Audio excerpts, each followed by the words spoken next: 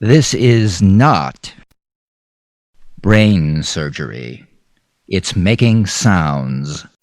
It's learning to make sounds very well and connect them together nicely. Something as simple as the sound air has a name like neutral diphthong, but learning the name is not important. For example, when I look at a picture book of pretty flowers, I don't worry about remembering the Latin name for the plant, but I'm glad to know that it's there on the page.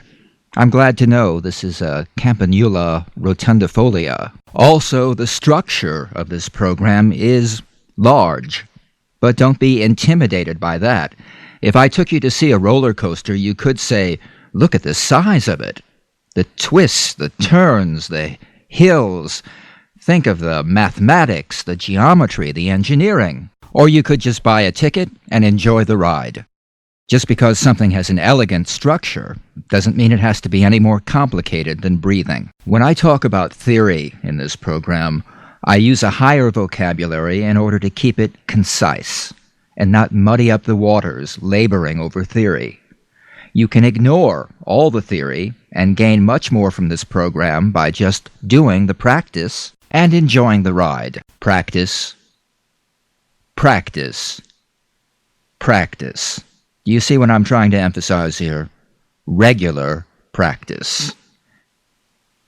If you're planning a course of self-study, or if you're a classroom teacher looking to add pronunciation practice to an already busy curriculum, regular practice is what you should keep uppermost in mind. Let's suppose first that you are a classroom teacher. Your class only meets once a week for a 2-hour session.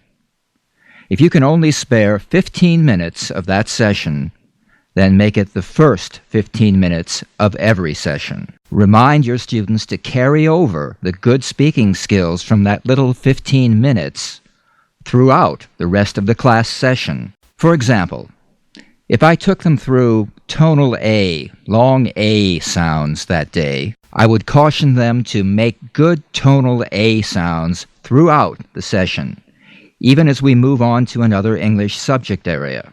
Building on this approach, you could appoint a monitor, have 1 or 2 students keep an ear peeled throughout the session, and ask for a correction whenever they hear a student mispronounce table as tebble, agent as agent, save as sev. This frees up a part of your attention and at the same time builds awareness in your students. Teachers, while we're talking about your attention, when the DVD is playing, it acts as the master teacher, freeing you to become a side coach. Move around the class and give your students individual attention. Listen to the sounds they're producing.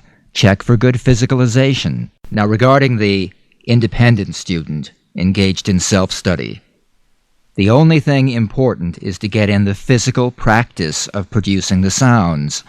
Think of these programs as exercise videos, and be creative.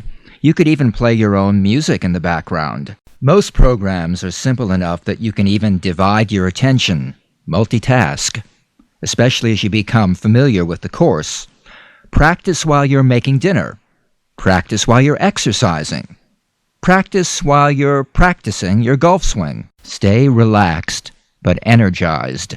Be sure you feel the lip shapes and points of vibration. Enjoy all the stretching. Get into all the sound-making exercises. Remember, sometimes it's the seemingly silliest things that really work.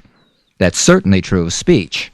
So loosen up, enjoy it, and produce amazing results.